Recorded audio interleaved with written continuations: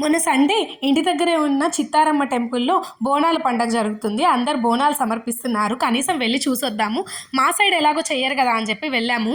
అమ్మవారిని అయితే చాలా బాగా అలంకరించున్నారు.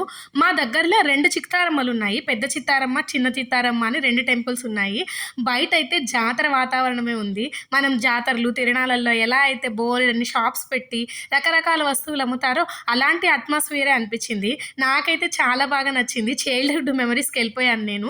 ఈ మధ్య కాలంలో ఇలాంటి జాతర లేదా తిరణాలు లాంటివి చూసి చాలా రోజులు అయింది.